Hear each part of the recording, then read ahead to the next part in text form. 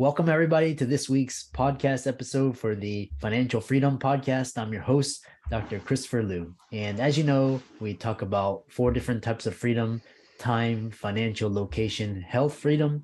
And in that light, I'm always curious, interviewing entrepreneurs, people that are into brand, digital marketing, entrepreneurship. And so today we have Michael Doyle, and he's the CEO of Brand Iron and Brand Champion. So we're going to talk today all about pitch decks, raising capital, creating brands, marketing. So I'll let Michael tell us about his background and introduce him to the show. So Michael, welcome. Hey, thank you so much for having me. I really appreciate it. Yeah, I know it's holidays, and it's great to be able to connect and tell us about Brand Iron and Brand Champion, your journey and what you do. Sure. So let me take a step back and tell me a little bit about the journey. I had a previous advertising and marketing agency, and I sold out during a IPO roll-up during the dot-com days, and reported to Wall Street for a couple of years. And it was an absolutely awful experience. I mean, I thought I was going to be done and retired in my early 30s. Did not work out the way that I thought it was going to be. But the good thing about it is that I learned a lot about branding positioning from a totally different perspective, and that's really branding positioning for results and hitting specific desired outcomes. Or in this regard, since we were pseudo public company, what we were, but it was just kind of crazy times, and it's all about what at that time was like quarterly results. And did you hit your revenue numbers? Did you hit your EBITDA numbers? Did you hit your desired goals and objectives? And it was a ton of pressure. And during the times when, .com, when that bubble burst, it was brutal. I mean, it was just brutal. But it was a horrible time, but also I wouldn't be where I'm at today without having gone through that time and learning what I learned. And so when I was done with my indentured servanthood there, I went out, started Brand Iron, and I've been doing Brand Iron 20 years now. And it's really about branding, positioning companies for results. And with my background in reporting to Wall Street, and at that time, we did about what we call analyst presentations to support. We did a quarterly pitch deck to kind of support our stock to the investment banking firms on Wall Street. And I did not know it at the time that there's a lot of practical applications for this. And so when I got out, I started working and pitching this idea of doing not only analyst presentations, but capital raise decks and what we call management presentations to sell your company. And so over the years, we've probably done more than 250 pitch decks, capital raise decks, management presentations, all sorts of things over the years. And we work in the private equity space, venture capital space, real estate investment, technology. And we also have a super cool concept in healthcare. I can't talk about it on air, but super cool idea though. Yeah. So that's a little bit about my background. Yeah. It's interesting. We'll talk about some of the common, audience listening out there. One is, what are the elements of every successful pitch deck? Sure.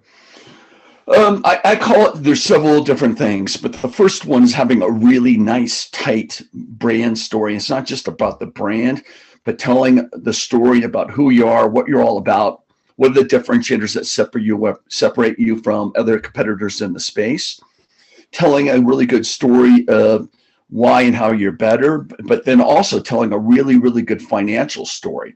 Understand there's the company, the brand, what that is and how and why that's really attractive to the marketplace.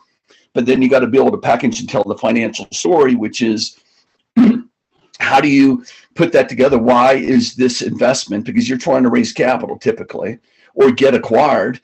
And so why is this attractive? What's your rate of returns? What's your IRR? Are you tracking along your EBITDA numbers and hitting those goals and objectives? Are you creating what we call enterprise value along the way to really grow and become a profitable cash producing machine? And be able to put that into a nice tight presentation that's 20, 25 slides is really the challenge. I mean, I can't tell you how many times we get decks that are 50 to 100 slides.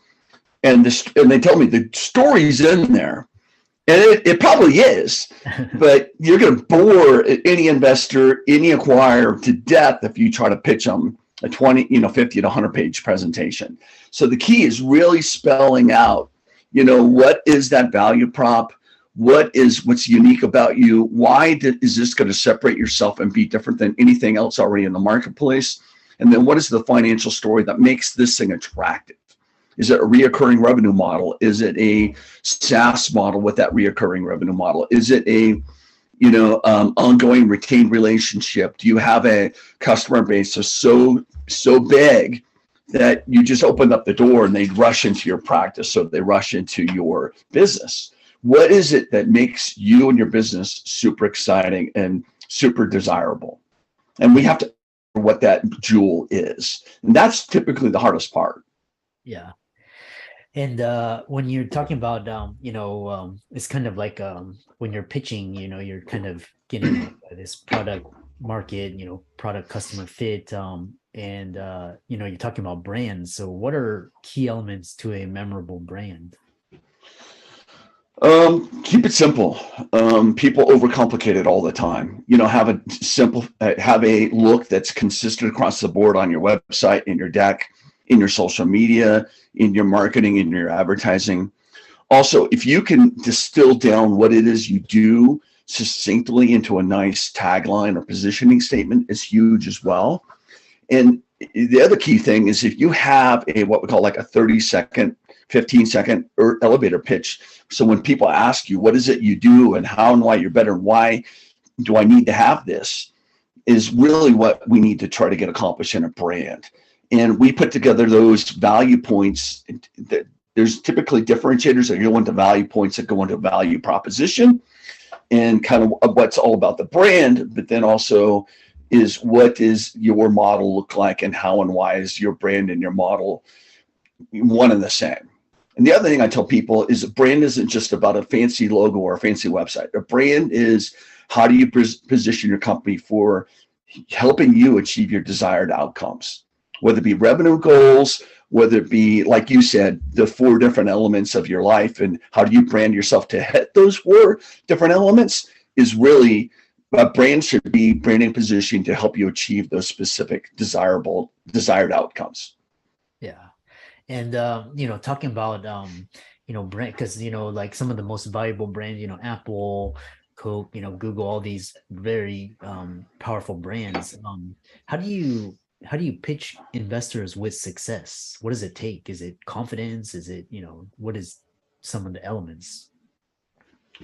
Well, it's kind of like what we talked about before, but it's knowing your brand, knowing those 3, 4, 5 value points that make you different and unique and better than anything else in the marketplace, having that succinct story down of what your brand is, what it stands for, having that brand look and feel and tone throughout the entire brand and all the different assets that you've got, communicate and convey those same exact value points and value proposition. And you do have to be confident, but you really got to know what your brand is, why, and how it's better. But then also, like in a deck or even your business model, you got to know what that model looks like and how that brand and communication of those different value points and your different marketing mechanisms are going to help you achieve those desired goals and objectives. And keeping it succinct is the hardest challenge. Being simple and straightforward is the hardest challenge. Yeah. If you can say in one sentence, we do A, B, and C, and this is why and how we're better, it's awesome. But we hear all the time people talk I tell them, give me your 30-second elevator pitch, and 5 minutes later, I'm still scratching my head trying to figure out what the hell they do. And so if you can distill it down into those simple sentences and value points, and they should be like bullet points that you can rattle off clearly and concisely, and then rattle off what your model looks like and how it makes sense. That's what's a really powerful brand. And, when you talked about the Nikes of the world, it's just do it. And it's that simple, right? And it's very memorable, but most businesses overcomplicate it. Yeah. Yeah. That's like kind of like just keep it succinct and, what is your unique proposition. What is your differentiator? Be the talking to one person, be the class of one where you don't have any competition. You're competing against yourself. Sure. Absolutely. Yeah.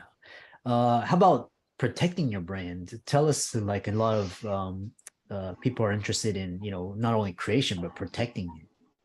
Yeah. So we talk about that all the time, especially because when we work with these private equity or venture capital firms, IP or intellectual property can and could and should be one of your most valuable assets. So making sure you have the trademarks for your logo, make sure you have trademarks on your taglines.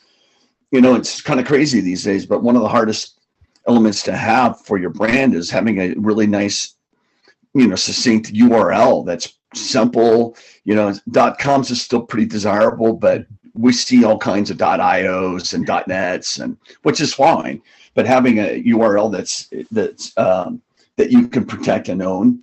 The other things that we really want to see as far as protecting your IP is making sure that if you have a process or a customer experience, that you package those and protect those and either trademark those or copyright those as well are hugely important.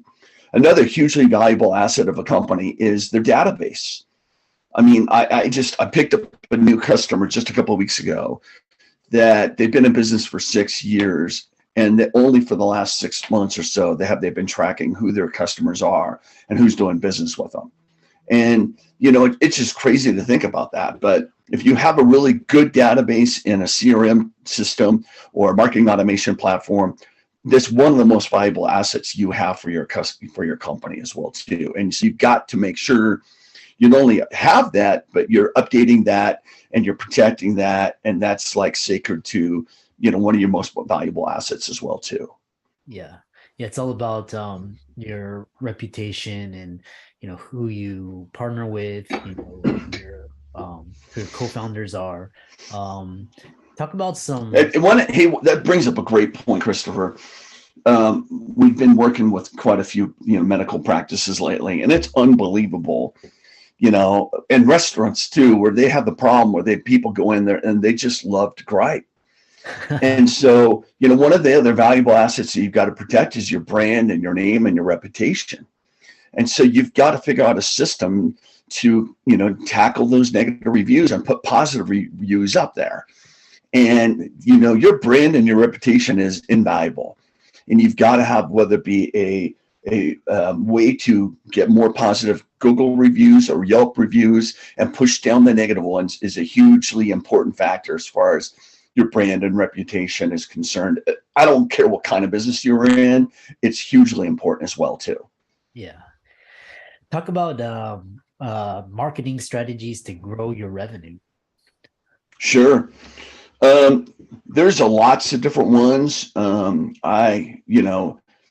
one, I talk about it, but having a good database is first and foremost in my mind. Okay, you got to know who your customers are, who your desired prospects are, and then you got to figure out and put them in a persona or a profile of what they want to look like and what their interests are, and then you can figure out the most effective mediums to reach them. I believe in a more what we call integrated approach, where it's not just one medium, but you're going to use use your database to hit them through like email marketing I didn't used to be a huge proponent in text either, but for these consumer companies or like these medical practices or anybody who deals with consumers, texting is becoming a huge thing these days. And it's amazing how effective it can be and very, very cost effective as well. Yeah. Figure out how you can connect with your audience on social media is important as well too. Figuring out how you're going to tackle this digitally as well too is hugely important, whether it be through Google ads or Google phrases or what we call programmatic advertising, where you put all these together to aim at a specific target audience is hugely important as well too. And then, the good old fashioned networking is hugely important as well too. If you've got a localized business, there's nothing more important than building a personal relationship with people in your community. And I think especially what we've gone through with COVID, that's people, it's just been, people haven't done that. And so people have a desire to get back out there and do that again. And it's hugely important. Yeah. And And so is there a single plan that works?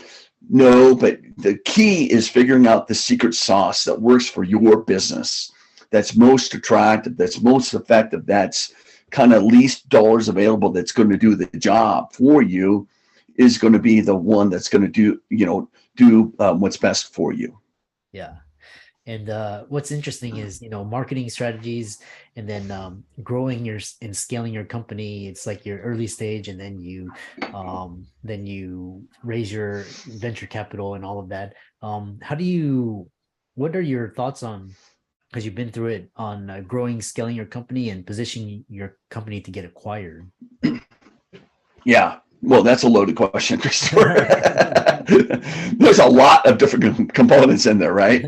Yeah. But really, it's very similar to what like a private equity or venture capital firm would do. Is they have a checklist as all the different components, whether it be a management team, what does that look like? Do you have your technology, your database, and all that up to stuff? How does your team look, and what does that all want to look like? How's your brand? How does that look? How is your staff and your customer experience? Do you have that well mapped out? And do you have a way to deliver on that on a consistent basis? Do you have a really tight, brand in the marketplace, your website, all the marketing materials, as well as your social media in the marketplace too? Is that really tied together nicely and communicated effectively and really positions you appropriately? And kind of going through and do an analysis, just like these other PE firms that may potentially buy you, is doing that yourself. And there's lots of different things you could do online, and do a little search on, like a private equity or venture capital checklist of things they look at, and doing that yourself. And, the key for this is not doing it a couple months before you want to take a look at get acquired, right? You got to do it a year in advance. So you've got time to be able to address all these things, put these systems or processes in place, and to be able to affect real change and be able to be ready to be able to get acquired, and to be able to be ready to be able to put your best foot forward on creating maximum value for if you were to get acquired. Yeah. And the next thing is, putting together, once you have all those together, I like to put that together a pitch presentation, and how can you do that? And kind of talk about your brand, your unique value proposition, your story, and why you're super attractive, and how you're going to be a valuable addition to their portfolio or to this particular company, and why this makes sense for them. And then here's your financial track record and why you were highly desirable. And be able to tell that within 20, 25 slides is the trick. Yeah. Really fantastic discussion. A lot of gems. How do people reach out to you, contact you, follow you on social media, and look into you? Sure. It's my company's brandiron.net or brandiron.net. Check us out on our website. We're on all the different social media platforms. We also have a website called capraisedeck.com as well too, which we do a lot of exactly what we're talking about, cap raise decks, pitch presentations, and management presentations. So you can look me up as well there, or connect with me on LinkedIn under Michael Doyle. Yeah. And for all the listeners out there, Mike's resources will be in the links and show notes. Be sure to check him out on Twitter, LinkedIn, his website as well. And with that, thanks for coming on to the podcast. It's been a great conversation. Hey, thank you so much for having me.